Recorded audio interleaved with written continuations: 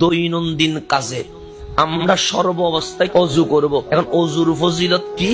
হযরতে আনাস ডাক দিয়ে বলে, নবীর কিয়ামতে সকল নবী রাসূলের উম্মত থাকবে। আমার নবী বললেন থাকবে। আপনি নবীর উম্মত থাকবে? আমার নবী বললেন থাকবে।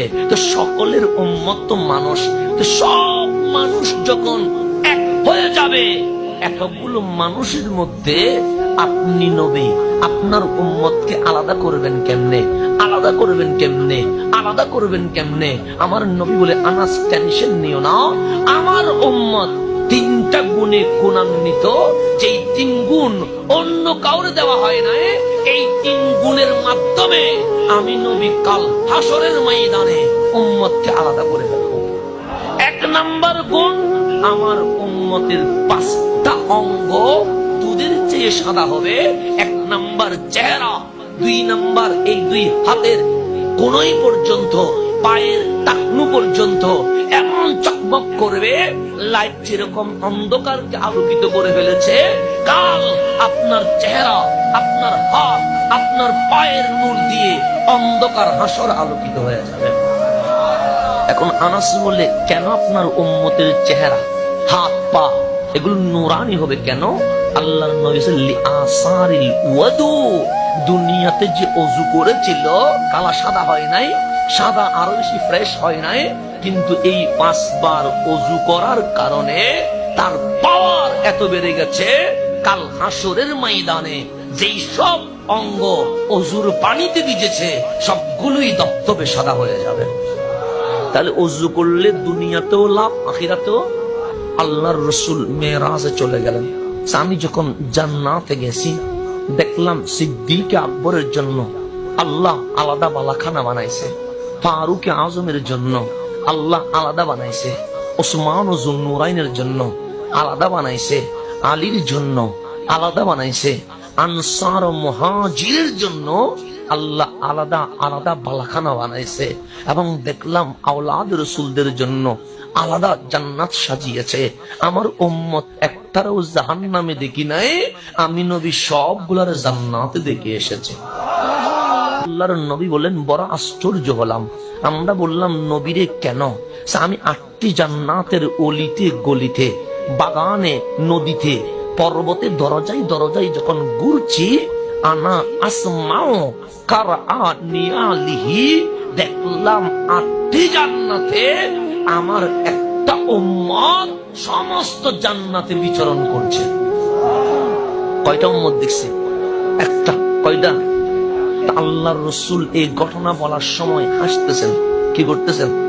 বললেন, সিদ্দিক তোমাকে তোমার কামরায় দেখেছি, আমার তোমাকে তোমার কামরায় দেখেছি, ওসমান তোমাকে তোমার কামরায় দেখেছি, আলী তোমাকে তোমার কামরায় দেখেছি, আনসার তোমাদেরকে তোমাদের কামরায় দেখেছি, মুহাজির তোমাকে তোমাদের কামরায় দেখেছি। কিন্তু একটা উম্মত, আমি যখন জান্নাতের অলিতে, আমার উম্মত জান্নাতের অলিতে, আমি যখন জান্নাতের গলিতে, আমার উম্মত জান্নাতের গলিতে, আমি যখন বাগানে, আমার উম্মত বাগানে, আমি যখন জান্নাতের নদীতে, আমার উম্মত জান্নাতের নদীতে, আমি দেখলাম সারা জান্নাতে আমার উম্মত ওঠার জুতার টাক টাক আওয়াজ আমি নবী নিজের কানে শুনেছি। এখন সাহাবায়ে কেরামকে জিজ্ঞেস করছে, বলো তো দেখি, মান হুয়া, সেই উম্মতটা কে যাকে আমার আল্লাহ পুরা জান্নাতটা দিয়ে দিয়েছে? সবাই বললেন, আমরা তো দেখি নাই, দিয়েছেন আল্লাহ, দেখেছেন রাসূলুল্লাহ, সুতরাং আমরা তো বলতে পারবো না।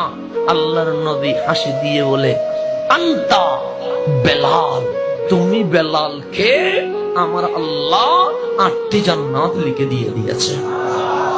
তাহলে বেলাল সুন্দর ছিল না কালো ছিল? তাহলে কালো বেলালকে আমার আল্লাহ পুরা জান্নাত দিয়ে দিয়েছে, তো আপনি সুন্দর হয়ে কি করবেন? এখন আল্লাহর নবী বললেন, বেলাল এমন কি আমল করেছ যেখানে মাওলা রাজি হয়ে গেছে? একটু আমাকে বলো না। বেলালের চোখ দিয়ে পানি পড়ছে।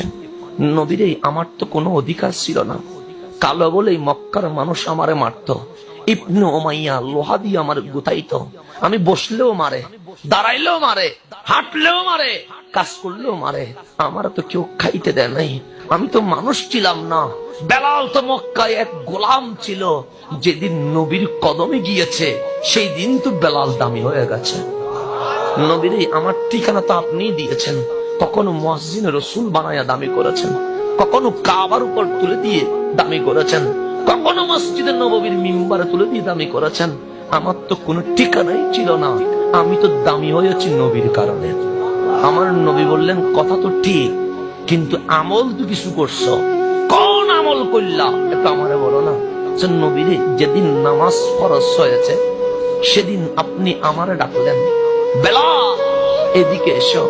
আমি অন্য কাউরে মুয়াজ্জিন বানাবো না, রাসূলের মুয়াজ্জিন শুধু বেলালই হতে পারবে। সেদিন আমি বুঝে গেছি আমারে ডেলি 5 বার আযান দিতে হবে, ডেলি 5 বার ইকামত দিতে হবে।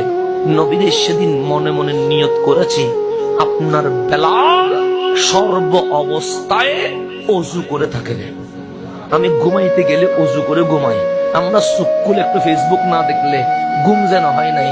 বেলাল বলে, আমি চোখ খুলে আগে ওযু করি, আমি কখনো ওযু ছাড়া থাকি না।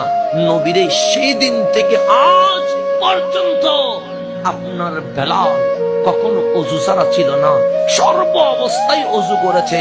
যতবার ওযু করেছি ওযুর সম্মানে তাহিয়াতুল ওযু, এই ওযুর সম্মানে 2 রাকাত নফল নামাজ পড়েছি।